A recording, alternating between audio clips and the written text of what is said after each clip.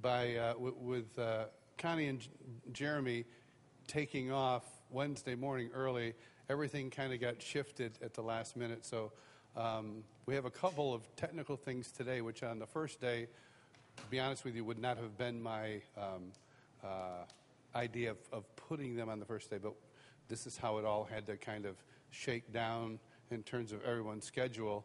But the redeeming thing is that it's these guys that are doing it. Well, that Jonathan's doing it. This is Ben Jackson. Ben Jackson heads up the communication here at Catch the Fire, and so Ben is also one of the main worship leaders here at Catch the Fire. So he is well acquainted with that world, and you know Jonathan. So Jonathan Clarke and Ben Jackson on sound. And all the different things and every question you probably would ever have or want to know concerning sound with the man who taught you right back there, not intimidating at all. Means, who would like this first? Great, thanks, Chris. So if you have any questions, because this is a really practical subject, if you have any questions, butt in, even if it's right now, and even if the whole time is just questions, that's great. Whatever you need to know. If we can answer it, we'll answer it. Yeah, we're not aiming to give you like a thorough education on, you know, how to do sound from start to finish, but rather kind of whatever's going to be the most practical and useful thing for you. So, cool. All right. So why is sound important? Anyone? Who has had the experience where you are super ready for worship, and you get there and the sound is utterly horrible? Anyone? Yeah, okay, we've been there. We have been there. And I think this happened to me recently where I'd prepared something which I'd put a lot of effort into preparing a set, and I show up to the place and it's just me, a microphone, my guitar input, no fold back, and just two horrible speakers. And without any monitor, you're really pushing your voice, you lose your voice, and you can't really hear your guitar, you break a string, that kind of thing. It can like really make or break. And one thing about bad sound is that it's distracting for a worship environment. And so we want to create, whether you're a musician relying on a sound person or whether you're a sound person facilitating a musician, and I recommend for all of you that are musicians to get a good understanding of a soundboard, it's important to create an environment which is a really nice acoustic place for us to be able to engage with God. I did a music degree, so I spent a lot of time just listening to music, listening.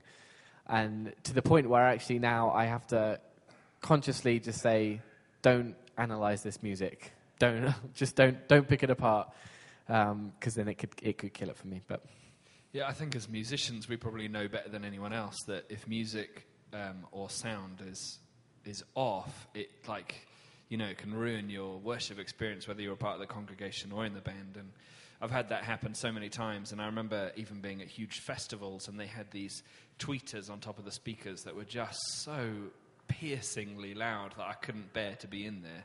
And the last thing I'm thinking about is Jesus in that moment, because all I'm thinking about is how obnoxiously loud that sound is, you know. And I think, so we realize that, but on the flip side, music has power to move our soul and our emotions and our spirit almost more than anything else on earth, you know. And whenever I watch a movie and you feel all those kind of cinematic moments and the music is climaxing, and it really helps you to engage with the story. And that's what they're trying to do as a movie producer is tell this story the best way. And so I think if we can essentially avoid all those distractions and those blockages of bad sound, then it's really just going to help us engage our hearts with God. Yeah, absolutely. So we're just gonna go through some equipment aspects, some instrument aspects, and then just some basic tips from both sides. What can help it go faster. And part of this, let me just point out, the tall black man at the back is Mark Pralahard. He's our main sound guy here. Let's give a little round of applause for Mark. Mark, wave. And too many times have I seen us get there with our band, and we kind of just stand there and watch Mark scramble around us because he's the only one who knows what he's doing. And I think a part of this is just as musicians to lend a hand and help the job get done as good as possible and stop stressing out our sound men in the process. Absolutely. So now that the onus is on us to take initiative, what is this? Good. Bit louder. 1/4-inch patch cable. Perfect. What does it get used for? Or jack. Guitars, keyboard. Great. Yes. These things are great for sending a short signal. If you pass it over too much length, then the signal starts becoming weak, at which point you want to use something else, which is like something that gets put into the microphone that Ben is currently using. So here it is without a microphone attached. This is an XLR cable, which I'm sure a lot of you know. XLRs have 3 pins, essentially. 3 pins. You must have seen them. The most important thing to remember about an XLR, and I don't mean to get biological on you, but signal flows from a male to a female, as it would in the human way. And so, one of those things that I'm always trying to teach people is if you see holes in the XLR, the signal's going into it. So it would come from your microphone into the cable and then that way. So if you can't figure out what cable goes in where, it's like the human anatomy. The thing goes in the hole. Brilliant. We're moving on. Microphones. And if you have any questions about any of these things, we're going to move on fast and get onto the more interesting stuff. But if you have any questions, shout out. Microphones. We use a few different microphones in a church, but Mark will attest that we generally use a lot of dynamic microphones. There's dynamics, condensers, and ribbon microphones. But dynamic microphones are the easiest to use in a live sound environment because they're less sensitive, basically. So you need to be more up close to them for it to register the sound. If you put a condenser microphone, which is a very sensitive type of microphone, if you have that on a stage with a really loud drum kit, you're going to really overload that microphone and it'll be harder for you. So, classic example, this shape of microphone, a lovely lollipop or ice cream shaped microphone, SM58. It's a beauty. Who's seen these before? You've seen these before. Perfect. And then, Ben, what might I use if I wanted to record something in a more controlled environment? I think you're the one who did the music degree. Okay, all right. I don't know. So you might want to use a condenser if you're going to record something in your bedroom.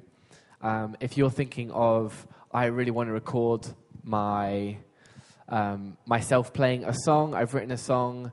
I want to do a little home studio. I mean, these mics are amazing.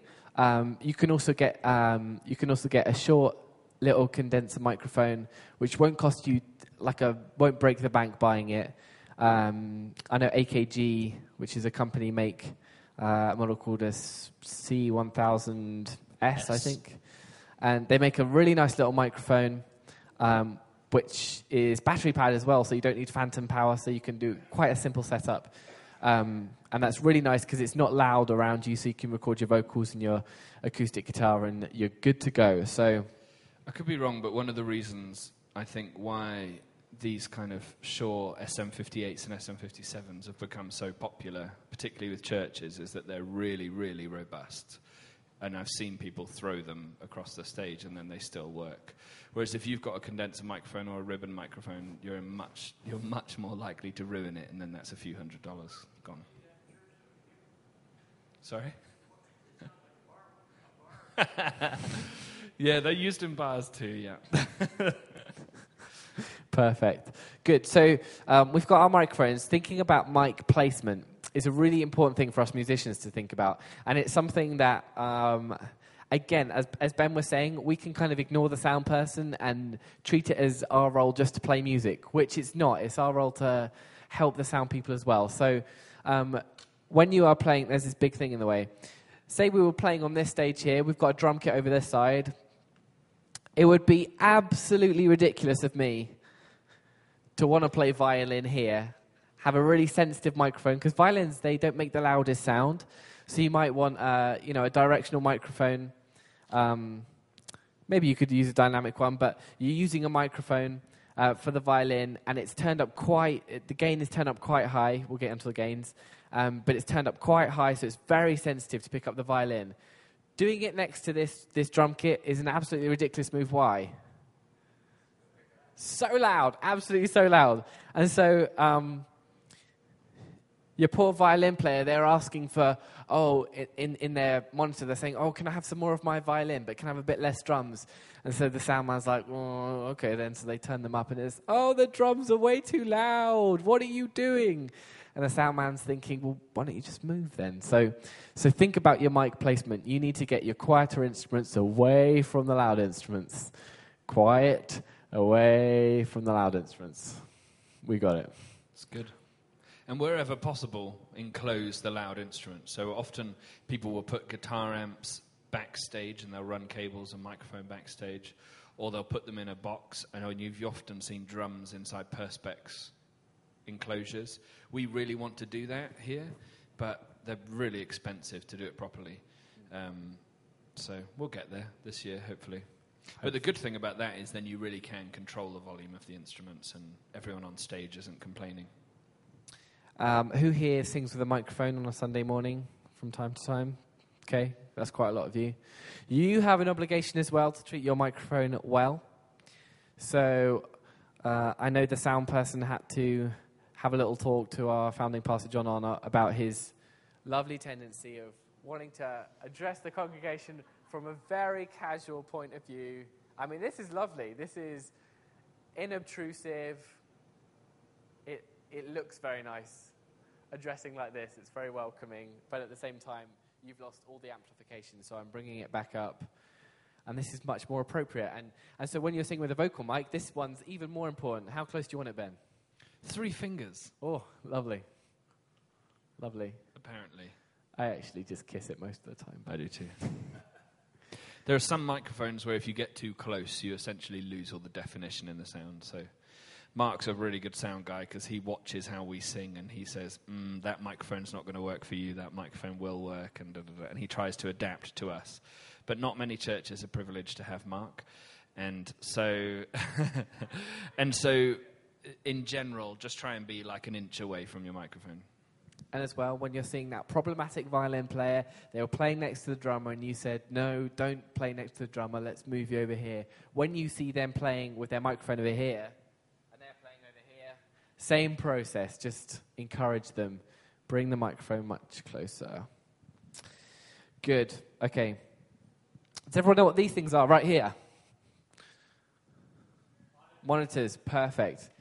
There's basically 2 types of monitors. You can have ones which are like wedges, or you can have little compact speakers which give you the sound from outside of your ears, and then you can also use in-ear monitors.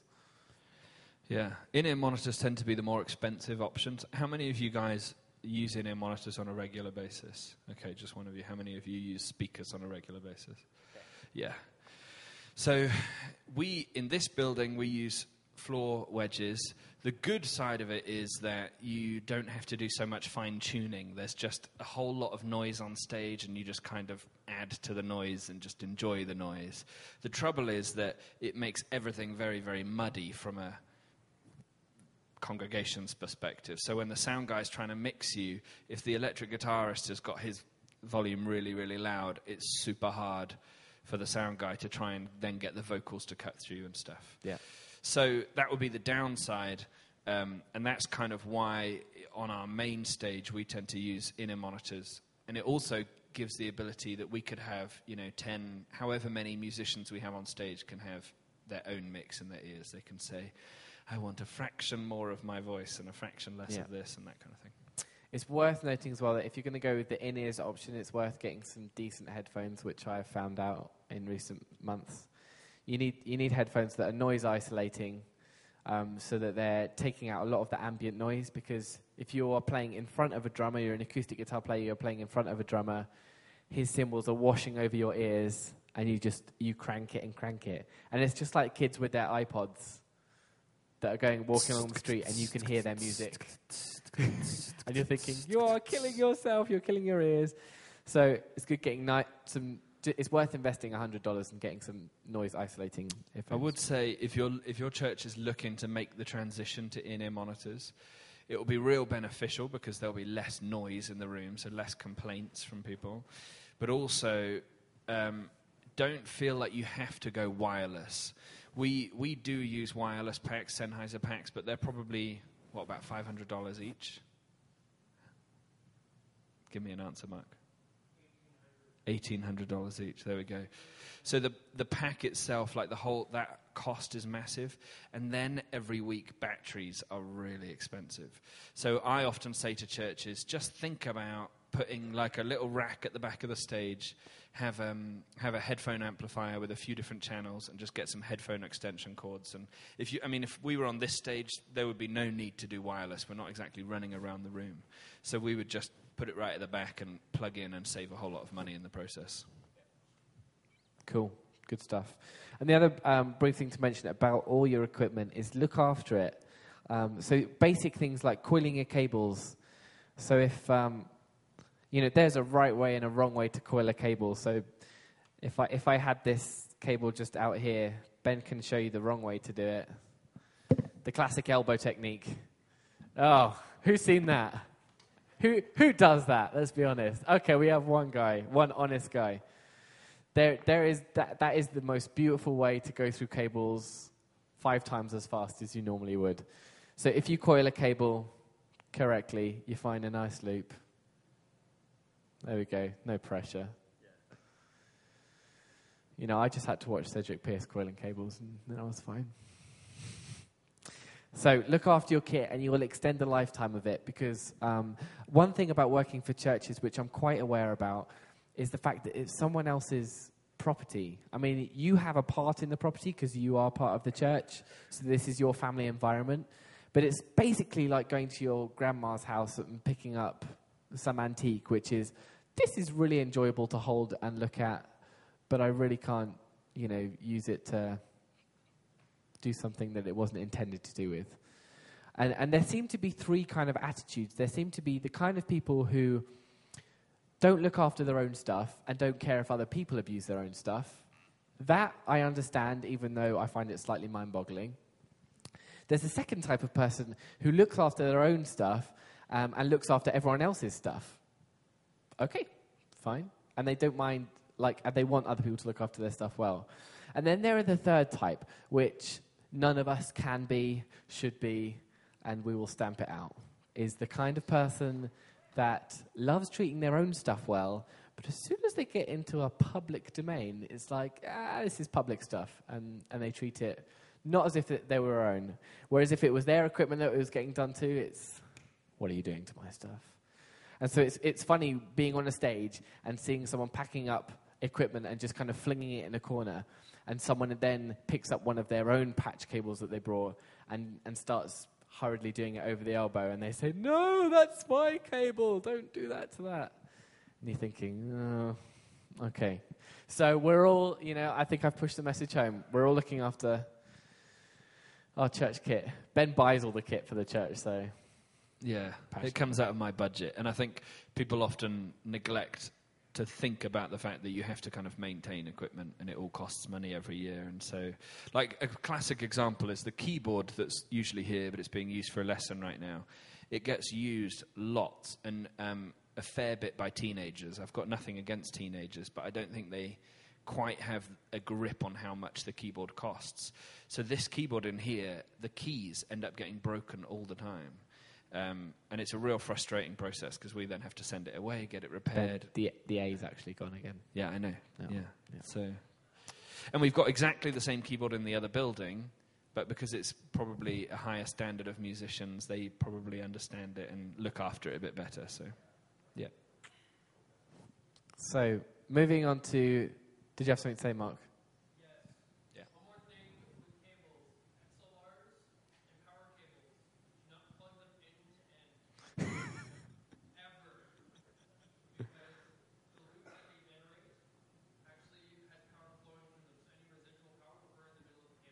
Well, there we go.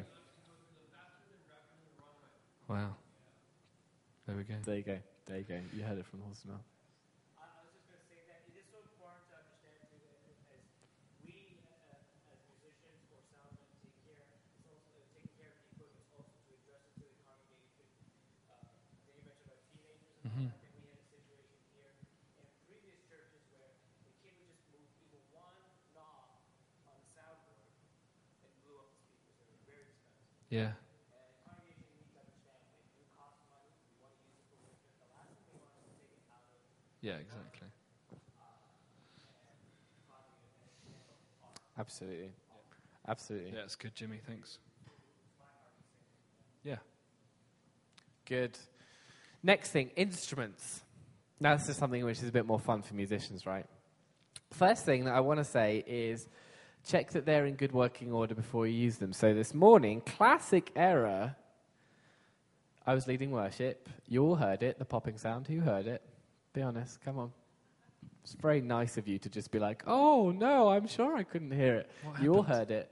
Well, this is the thing. So we did a sound check. Me and Koki did a sound check. Well in advance, the guitar was sounding fine. But in the remaining time when it was plugged in, I had bought a battery from the 7-Eleven, which is a very cheap kind of battery.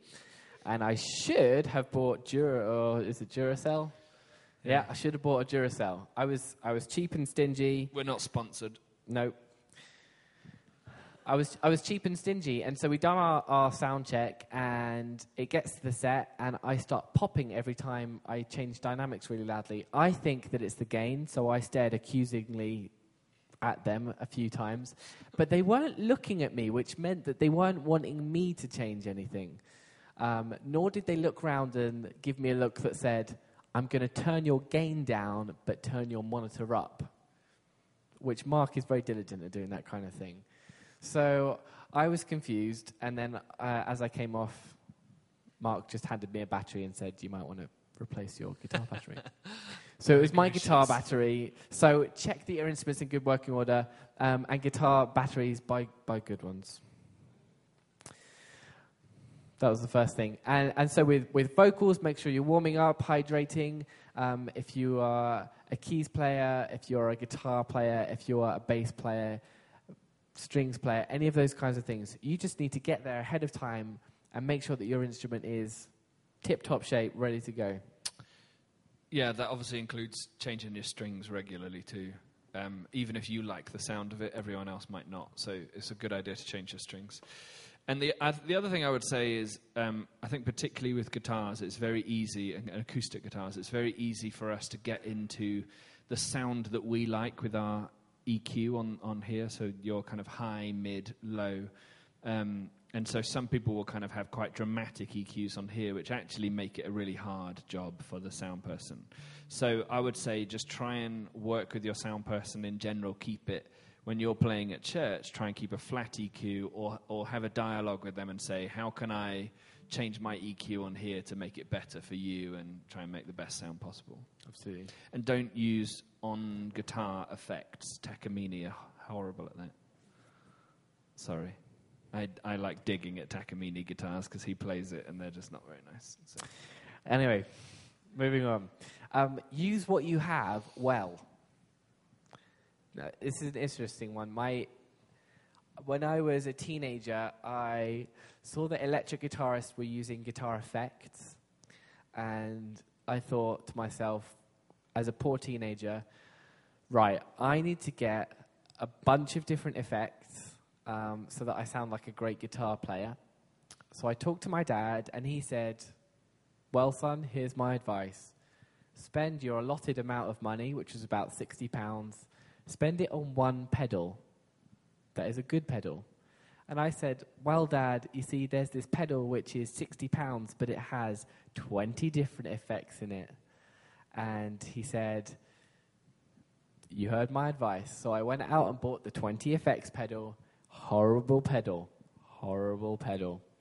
And what I managed to get out of it was very little, because it was just a cheap guitar effects, multi-effects.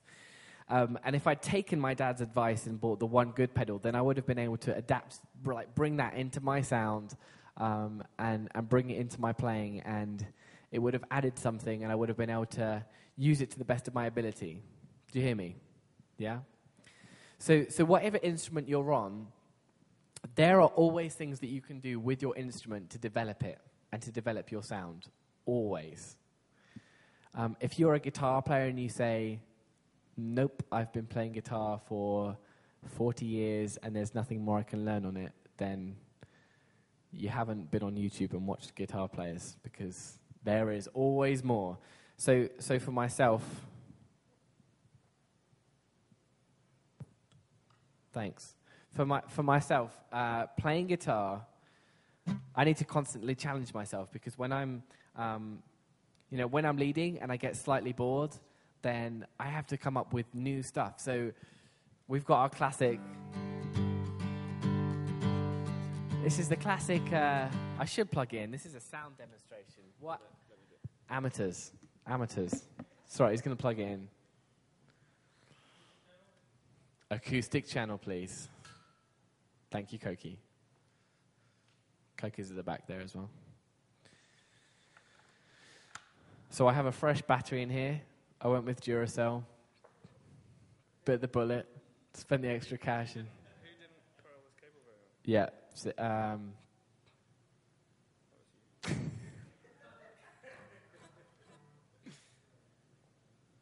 good. You can just do it straight to video.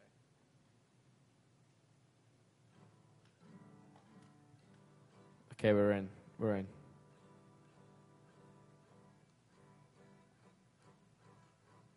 Got a signal? There we go. Come on. Thanks. So when you're playing your instrument and you're thinking, yeah, I think I've got it. Most churches you'll hear this.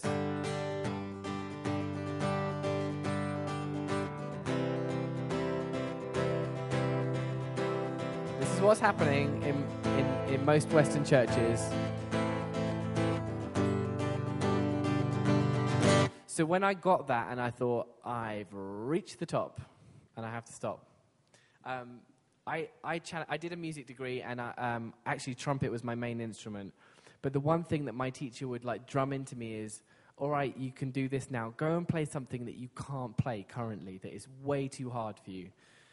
Break it down literally note by note and go over it until you can play it. And I would do that, and it would be really painful and time-consuming. And I would do these jazz trumpet transcriptions, and I would literally listen for 2 seconds at a time, and then rewind 2 seconds at a time. And they're playing so fast that I'm thinking, I cannot play this. And I tell you what, after a month, you can play a jazz solo that is absolutely amazing. And if people think it's yours, you're in for a good time. So I would do that kind of thing. But then when it comes to guitar playing and worship leading, the same thing applies, that we need to really stretch ourselves. So when it comes to playing these chords, go on YouTube, go on the internet, find something fresh. Because when I found that I could go, that's out of tune. Make sure your instrument's in good working order before you begin a demonstration.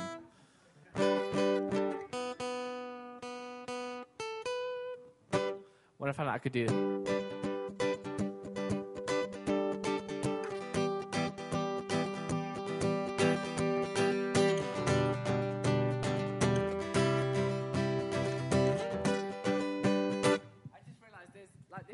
which is completely different.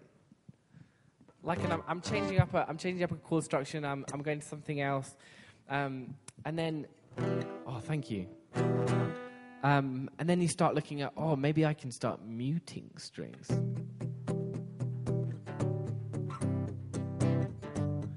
And this kind of thing. And when I realized that actually sounds quite nice if you start the beginning of a song which has, a bit more of it's almost dirge-like, isn't it?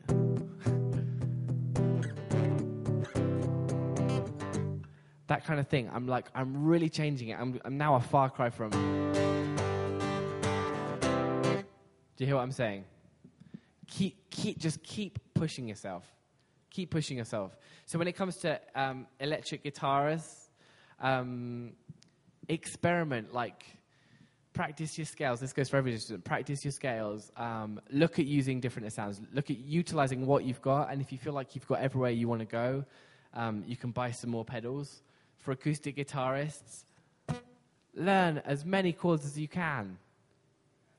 So the E is not just here, E is here, and it's here, and it's here, and it's here, and it's up here, and it's a million different places so that every option has a different character and personality. And you're like, feels like you're making progress as well. And it keeps it fresh. And I like doing stuff. When it's the main service over there, I chicken out and I do the stuff which I'm more comfortable with. And places like tonight, I'll play chords which I'm scared about playing and will go wrong 1 in 4. But eventually, I'll get them. I think something really important to remember is that the sound guy can only amplify what you're doing. And sometimes we kind of expect them to be able to make miracles with our music. But if our music isn't miraculous, it's not going to happen. And, I'm always amazed when I hear great bands where there's like 3 of them. You've got electric, bass and drums, and yet they can fill a stadium with just incredible music. And then I'm like, okay, I've got somewhere to go. I've got something that I need to work on in order to kind of pull that off. And often, I think, as musicians, we can try and overcompensate by having lots of musicians in our band. And often, that can make it just harder for the sound person. Whereas if you can just learn how to do something that really sounds good on your instrument, you're going to help a lot. Yeah, absolutely. Good. So, work your craft, work your instrument, stretch every instrument for its sounds. I mean, going back to the guitar.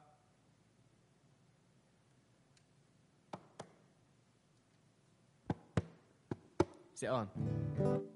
Yeah. That's a sound in itself. I knew a harpist at university, and she and her boyfriend were in a harp and acoustic guitar duo.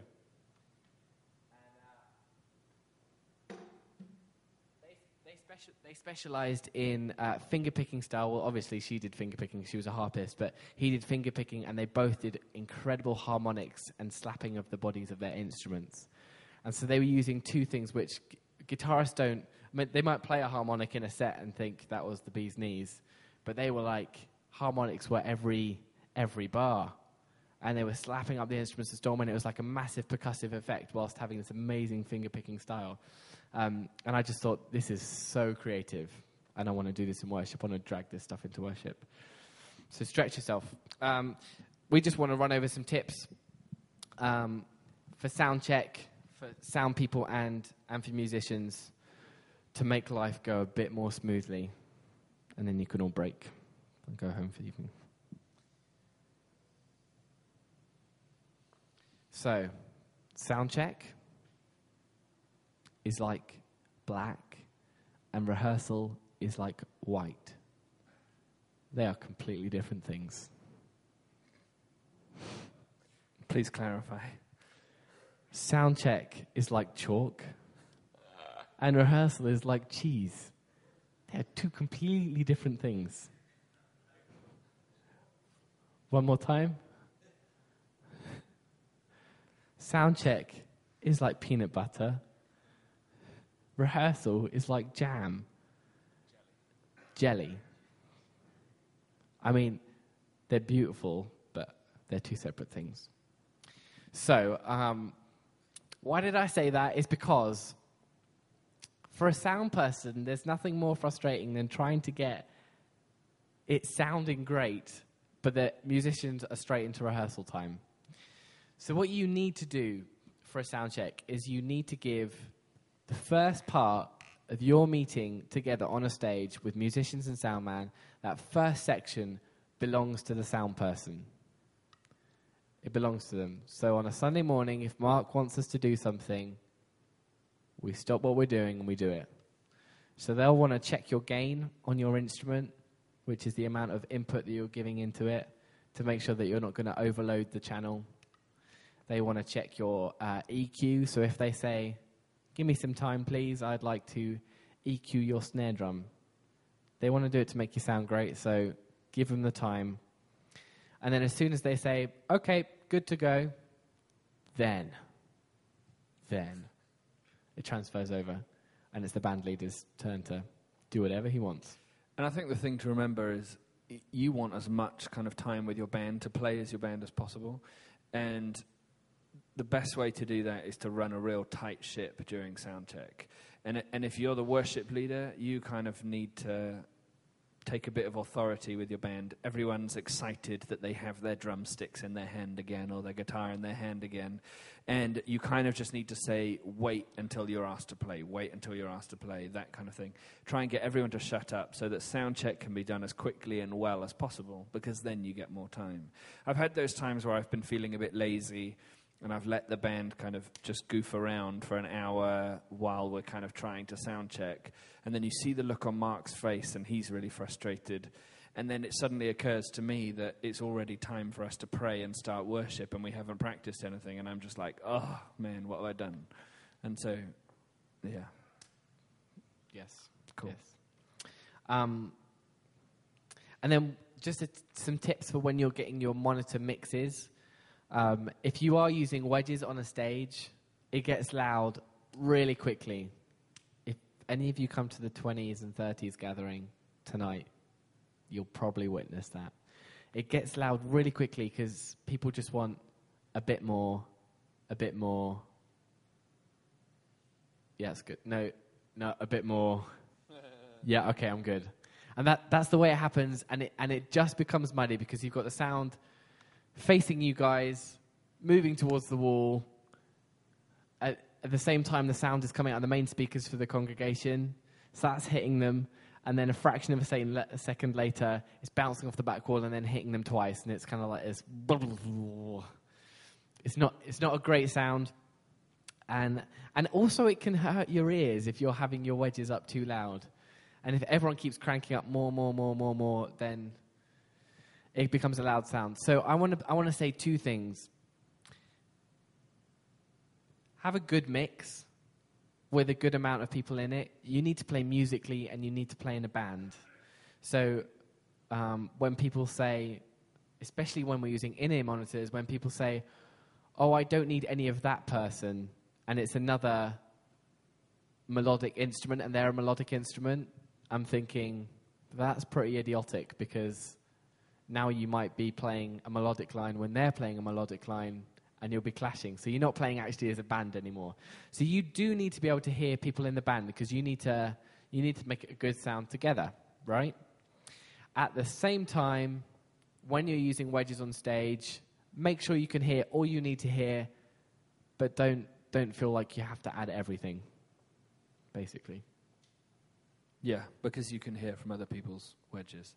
The transition, like I know we talked about monitors earlier, but if you do transition to using in-ear monitors, it's going to be a really difficult process, because it is very, very different experience as a musician to have it right here in your head as opposed to kind of just all around you. It's not the same. And if you can persevere, then what you end up with is you'll get a real fruit from it, because you can have such a customized mix. Absolutely. Just a couple more things about playing in a band. Shannon was talking about this last session. Let me take this mic off. Is that different instruments have different frequencies. So if this is your frequency range, moving from down here to up here. Say this is the low end. This is very rudimentary, and this is your high end. Where do you think your kick drum's going to be? High end or low end? Low end. Good. Your kick drum. Your bass? Low end. The giveaway was in the name. Your electric guitar? Could be I anywhere. heard mid to high, which is perfect. So I'm just going to do it. Nice big letters. Electric. What about a synth? That's a synthesizer, for those of you not into musical slang. This one is a trick question because they make such synth Sizer. They can play absolutely any frequency they want. They've got some huge sub-bass sounds which rumble your insides, and you can feel your dinner again. And they've got some really high sounds which make you think that you're a cat or something. What about acoustic guitar? Acoustic guitar, they're going to fit in about here. Acoustic guitars have got some nice harmonics in. Oh, I don't want to get too complicated, but basically you hear a sound, and then there's basically within each sound there's like a breakdown of some higher sounds that you hear within it. And an acoustic guitar gives some really nice resonances. Vocals are going to be, depending on whether you're male or female, going to be up here as well. And now what I want to say is that be really sensitive as an instrumentalist and as a sound person of where all these instruments are fitting. You have things called EQs, which so you can change the frequency. So you can say the kick, I really want to boost it here, and then keep it flat there. So you can do things like that. It's very clever what they can do these days, and doing those kinds of things, you basically want to create a beautiful shape, because music creates shapes, right? Now, when you're an instrumentalist, if you're a keys player and you're playing with an acoustic guitar, what you don't want to do is take up the same frequency space. We want everyone to have a nice pocket to fit in. Within the frequency range, everyone needs to sit in a nice, comfortable place. When a sound person doesn't pay attention to this, and the band doesn't pay attention to this, you've got your acoustic guitar player strumming away at a rate of knots, and you've got your synthesizer playing every note under the sun with a sustain pedal down, and like, I'm going to play some massive big pads down here and some super highs up here. This sounds epic. I've pretty much just got me in my ears, so I'm not listening to anyone else, and that's fine because the congregation are going to love it. And I've titled this one my Holy Spirit pad, so they're going to really feel the presence of God. So they're really feeling it, and they're putting in everything. And then the electric guitar player is thinking, do you know what? I'm going to crank up my distortion, so every frequency is going to be magnified, and I'm just going to play as much stuff as I can. And the drummer's cymbals fit up here as well, so the drummer's going full guns. You end up with a big messy sound, because everyone's filling out the same frequency range. And then you have the complete opposite. You have the seasoned musicians. The drummer plays something which is very tasteful, fitting with what everyone else is doing. The acoustic guitar player is playing along, and he starts a chord progression. The keys player waits for a second, listens. I know. We're getting risky here. He listens, and he says, do you know what? I think the acoustic guitar player is playing about down here. Yep. Okay. I'm just going to move up and play up here, an octave up. And suddenly they take this big mush from here and they separate out the acoustic to here and the keys to here with a nice little riff. And then the electric guitarist hears and he thinks, that's quite a full sound actually. I was going to play this really driving riff over it, but I don't think I will now. It's quite a nice big sound. So I'm either going to hold off for 30 seconds, until the chorus, or maybe I'll do some nice little swells, some high-end swells, just wafting in and out here. A swell is where the guitar goes. Just like that, like a whale. Did you get the point there? The main point is listen. The main point is listen and hear what everyone else is doing. If you can contribute something musically, do it. If you can't contribute anything musically, sit there and worship Jesus. Yeah. Yeah, it's really good.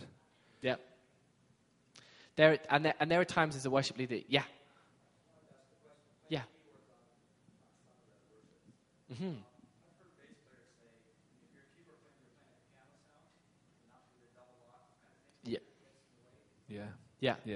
Yeah, and I get told off for that. And I have to try and remember when I've got my piano sounds and when I've got my pad sounds as well.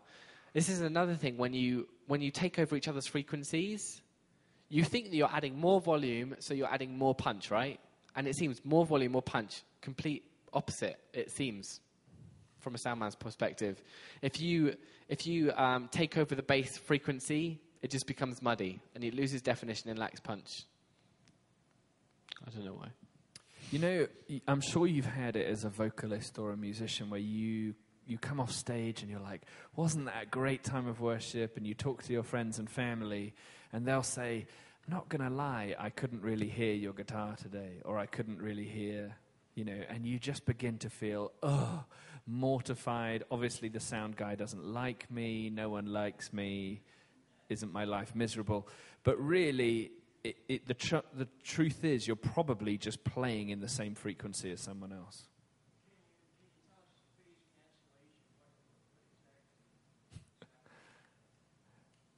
Phase cancellation. Say again? Phase cancellation.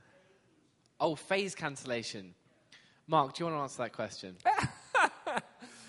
It's about the sound waves. I know if you've got like a phase cancellation. What is it? Yeah. Waveform. It's like this. This is a waveform. You say it and I'll write it.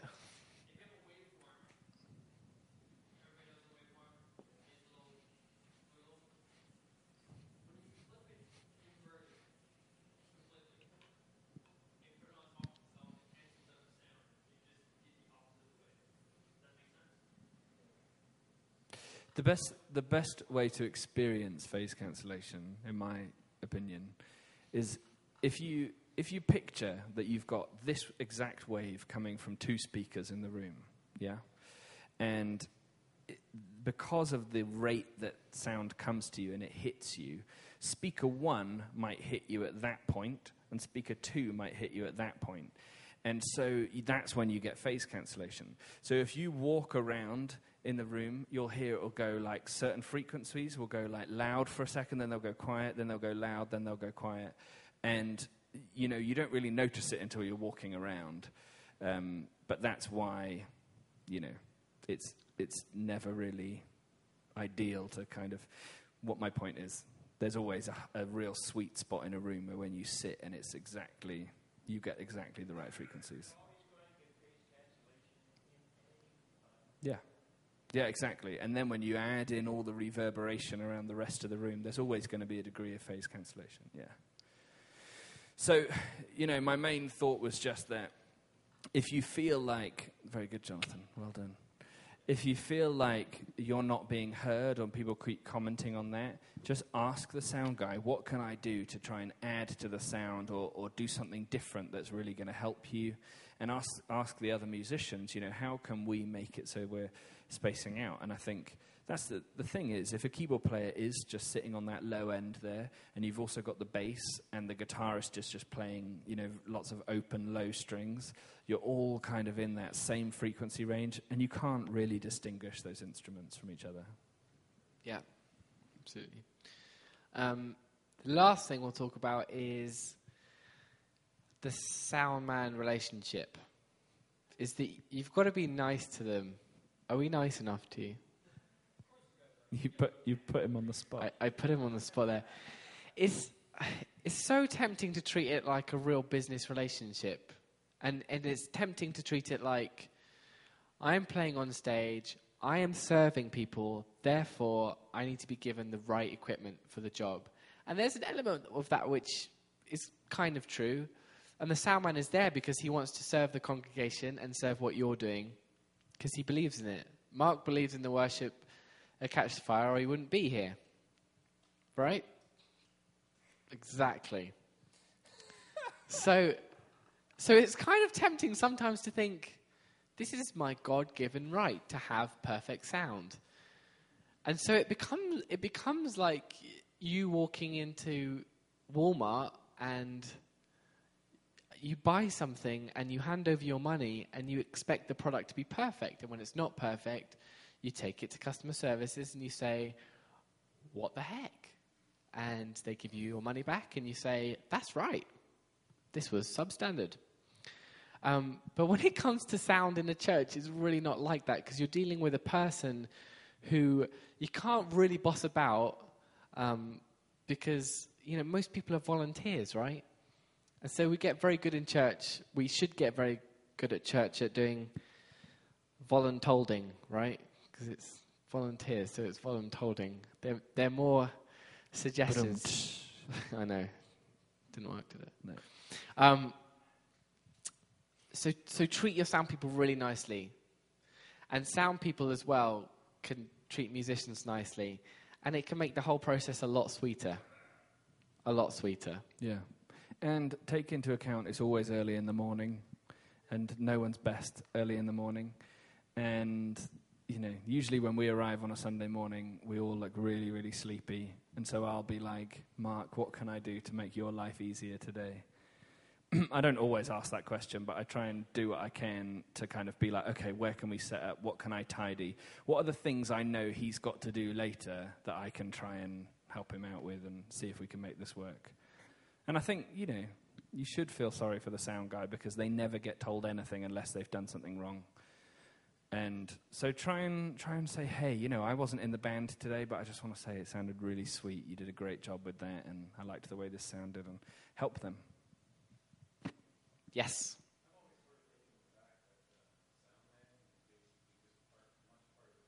Absolutely. Absolutely. Yep. Yep. Absolutely. So he was just saying, think of the sound man as part of the worship team.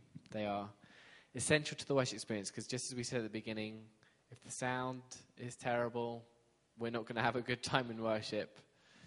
Unless the presence of God just completely takes over and no one really cares, but it's going to be a struggle. But if the sound is, you know, if the sound and the music are working together, it's a beautiful harmony and we're all having a good time. Yeah. Are there any more questions? Yeah. I've experienced in different shows, especially in large places, there's a lot of time with the keyboard all the way up and they'll adjust it. Is that a generally accepted thing? Because sometimes when you're playing sounds, something you're not used to. So I find myself mixing on stage. Musicians don't think about the whole sound level. They think about what they can hear, which is fair enough. They're not controlling the whole sound. But when a sound man asks you to turn it all the way up and they'll control it, it's to make sure that you never get any louder. So it's their fail-safe. So it sounds, from their point of view, it sounds like they're complimenting you, saying, oh, just turn it all the way up. And you're like, yes. And they're sitting there thinking, they can't go any higher. so The other thing is that one of the first thing that the sound guy does on the mixing console is adjust the gain level, which is your input volume. And so they want to get it up to that real sweet spot where it's like this is essentially up to 0. It's like the perfect volume level. And so if you as an instrumentalist are continually changing your volumes, that's really challenging for them to then mix with and have to adjust that and that kind of thing. So that would be why the sound guy would try and get a fixed output from you. I think the challenge with a keyboard is if you keep switching between organ or piano typically organs are really, really loud. And so I've often been in a case where Jonathan's playing, we've set everything up, and then we sing a song during worship and he'll put on the organ and I'm suddenly like, oh my goodness, hello. It's in the ear. And so if you are using a laptop or something to do your sounds or using anything like that, I would do your best to try and level everything out to be about the same. That would help.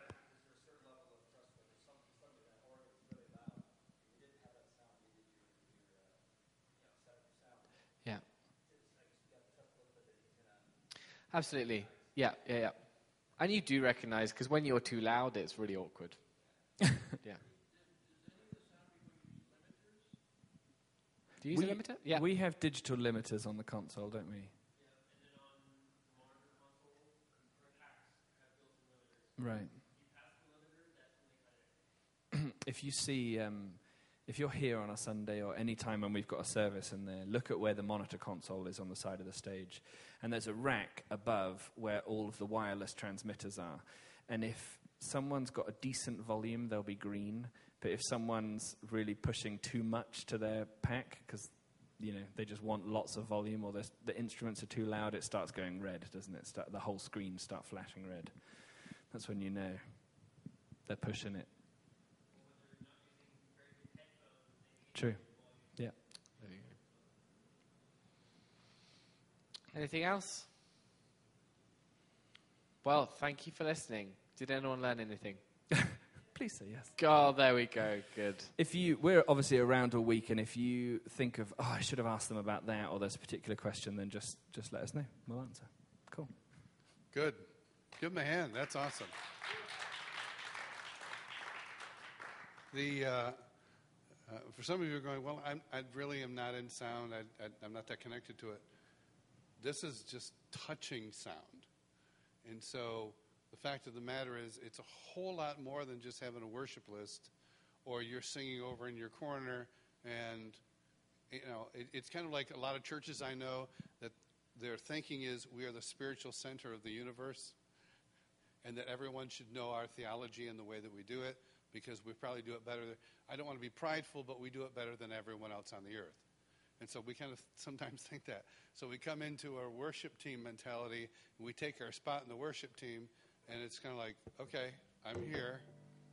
Sound men, everybody else, it just, that something does revolve around us. And just as they were just saying, especially at the end of coming in, being aware of what people do, being aware that a sound person, Mark, are you an actual human being? Yes. Okay, I just wanted to make sure that they're actual human beings, that they bleed like we do and they feel like we do. And what Jonathan, I forgot which one of them said it at the end, that most sound guys don't hear anything unless it's a complaint. I don't know if you ever, I worked at a phone bank and my sister worked at the telephone company in the complaint department. And she had the job for like 3 months, and they told her that she was a saint because she lasted 3 months. I can't imagine if that's your job. And I did it for one day at a particular place and just took people's concerns. They'll call you about their concerns. It's amazing what words come out of people when they're concerned. And so I just be a blessing to them. When you come in, thank them. Thank them. Find out what you can do. Our team, my team back in Kansas City and back in Rochester, when we came in, we had our chords set up, and every singer, all the female, they all were in charge of their chord to plug it in and to take their mic and to plug it in. So our sound guys didn't have to worry about those little things. So find ways that it might not be much. If they're afraid of sound, find an area that they can do just so that this whole area is not the Achilles heel, but is actually the thing that's leading the charge. Because I tell you, when it's right, it's just an amazing, amazing gift. And so to the sound guys back there, we turn and salute you. And thank you. All right, we're starting here tomorrow morning.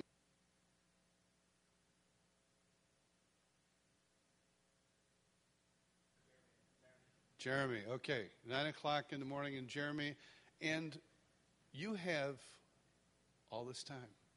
So we'll see you in many hours. Enjoy. Find people and go to dinner with people you don't know and make new friends.